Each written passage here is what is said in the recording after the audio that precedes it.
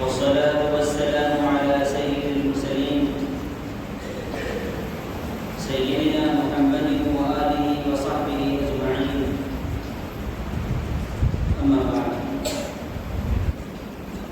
فقد قال الله سبحانه وتعالى في القرآن المجيد: أعوذ بالله من الشيطان الرجيم، بسم الله الرحمن الرحيم.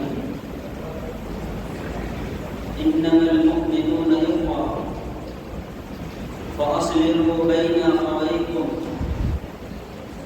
واتقوا الله لعلكم ترحمون. وقال سبحانه وتعالى: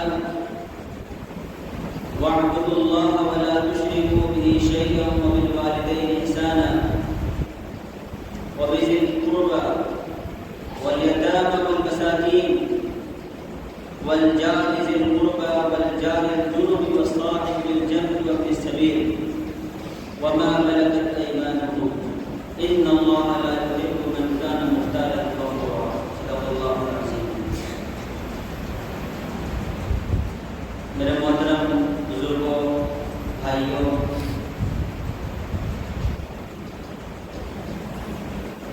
اللہ رب العزت نے قرآن پاک میں اس بات پر زور دیا ہے اور اس بات کو اللہ تعالیٰ نے بار بار حکم دیا ہے کہ مسلمان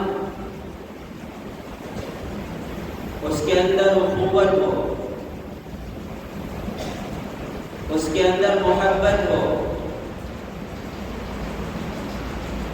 اس کے اندر رافت ہو، اس کے اندر ہمدردی کے جذبات ہوں اور اس کے اندر انسانیت ہو، اور اس کے اندر ایک طرف اللہ کے حقوق کو ادا کرنے کا جذبہ ہو اور دوسری طرف مسلمان کے حقوق کو ادا کرنے کا جذبہ ہو. اللہ رب العزت نے ایک مسلمان کے دوسرے مسلمان پر کتنے حقوق ہے اس کا ذکر کیا ہے. اللہ کے نبی صلی اللہ علیہ وسلم نے اس کو تفصیل کے ساتھ بیان فرمایا ہے. سب سے پہلے اللہ کا حق ہے، وَاعْبُدُوا اللَّهَ وَلَا تُشْرِكُوا بِهِ شَيْئًا. اللہ کی عبادت کرو اور اللہ کے ساتھ شرک نہ کرنا، نہ شرک خفی ہو نہ شرک جلی ہو.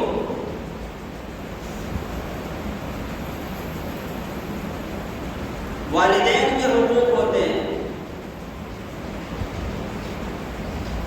بیوی بچوں کے حقوق ہوتے ہیں، پڑوسیوں کے حقوق ہوتے ہیں،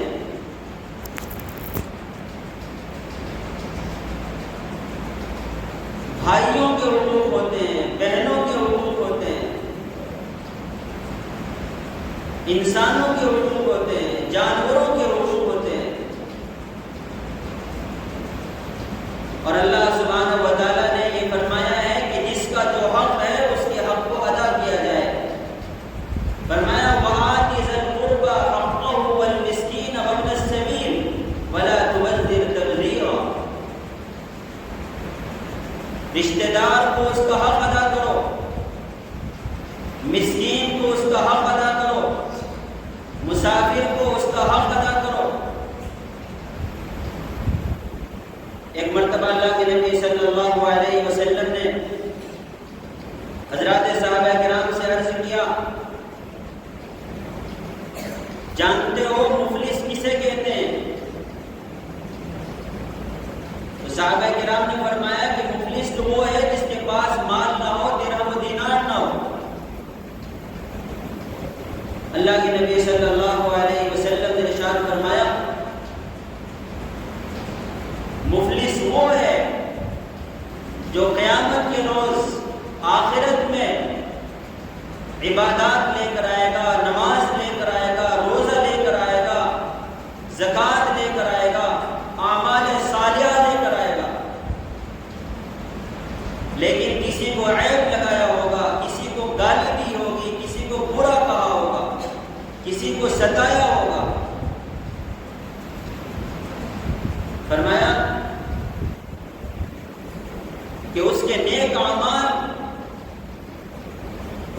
اعمال کا ثواب ان لوگوں کو دے دیا جائے گا جن کے حقوق اس نے دبائے تھے، جن کے حقوق اس نے ضائع کیے تھے، اور آخر میں مفلس رہ جائے گا، غریب رہ جائے گا، اور خدا نخواستہ اگر اس کے اعمال ختم ہو چکے ہوں گے، ان کا صلہ اور ثواب ختم ہو چکا ہوگا، تو جن کے حقوق اس نے دبائے تھے ان کے جرموں کو، ان کے گناہوں کو اس پر لاد دیا جائے گا۔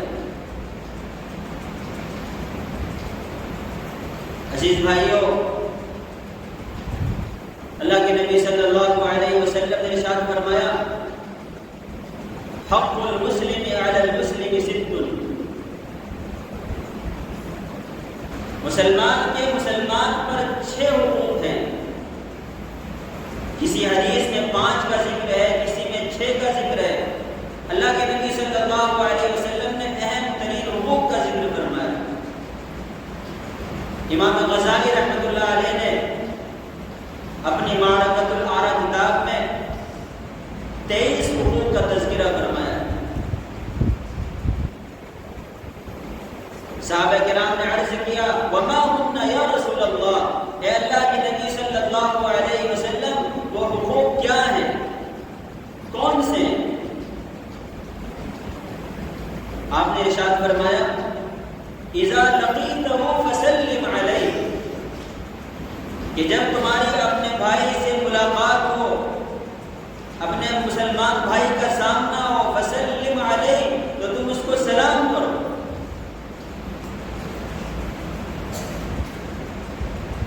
وَإِذَا دَعَاكَ فَأَجِبْهُ،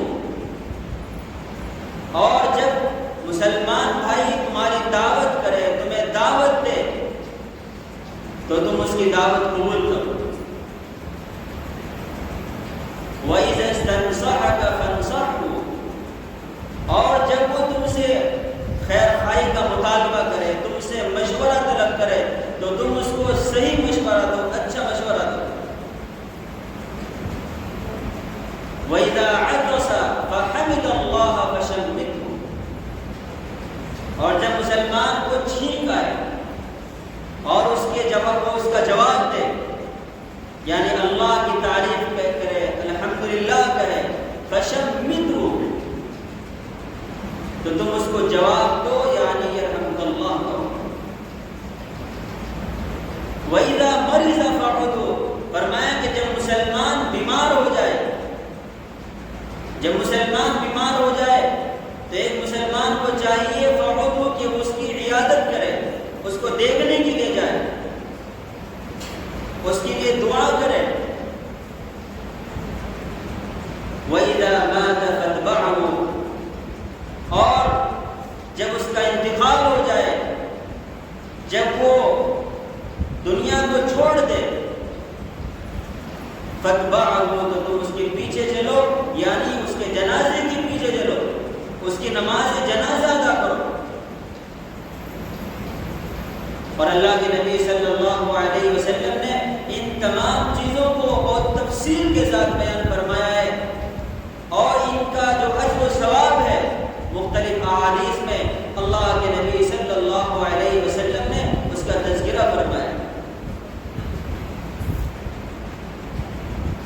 اللہ سبحانہ و تعالیٰ نے فرمایا ہے، انما المؤمنون اخوة فاصلحوا بین اخویکم واتقوا اللہ لعلکم ترحمون، یقیناً ایمان والے آپس میں بھائی بھائی ہیں، تو تم اپنے بھائیوں کے درمیان میں صلح کرو۔ واتقوا اللہ، اور اللہ کا پاس و لحاظ رکھو، اللہ سے ڈرو، لعلکم ترحمون،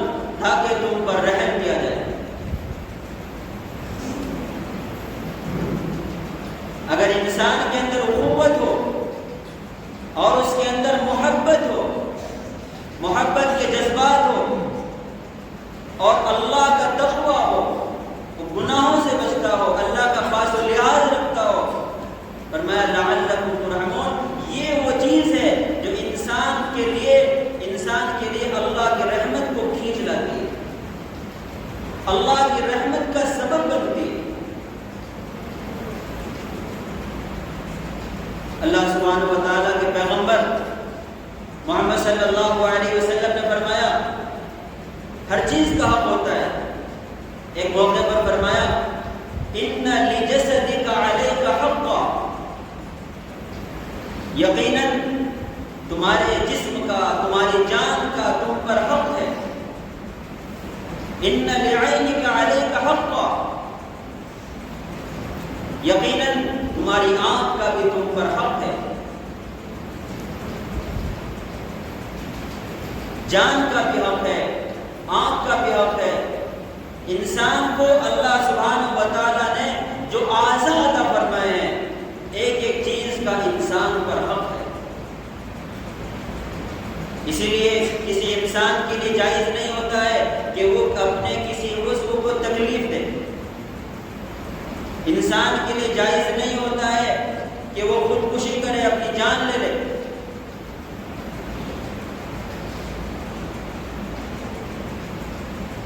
اور اللہ سبحانہ و تعالیٰ نے قرآن پاک میں بے شمار آیتوں میں اس بات کا حکم دیا ہے اور اس بات کی تاکید فرمائی ہے کہ ہر انسان اور ہر مسلمان اپنے حقوق کو ادا کرنے والا بنے، اور اگر ایک مسلمان حقوق کو ادا کرتا ہے، ماں باپ کے حقوق کو ادا کرتا ہے، بیوی کے حقوق کو ادا کرتا ہے، بچوں کے حقوق کو ادا کرتا ہے، پڑوسیوں کے حقوق کو ادا کرتا ہے، تو آپ یقین جانیے کہ معاشرہ ایک اچھا معاشرہ وجود میں آئے گا، ایک ایسا معاشرہ قائم ہوگا جس معاشرے کے اندر آپس میں محبت ہوگی، جس معاشرے کے اندر سنجیدگی ہوگی، جس معاشرے کے اندر متانت ہوگی، اور جس معاشرے کے اندر محبت کی فضا قائم ہوگی، جس معاشرے کے اندر ایک دوسرے کے ساتھ اچھا سلوک ہوگا، ایک دوسرے کا ادب ہوگا، ایک دوسرے کے ساتھ میں خیر خواہی کا جذبہ ہوگا، اور وہ معاشرہ ایک ایسا معاشرہ بنے گا جو اسلام کی صحیح تصویر پیش کرے گا۔ اللہ سے دعا کہ اللہ تعالیٰ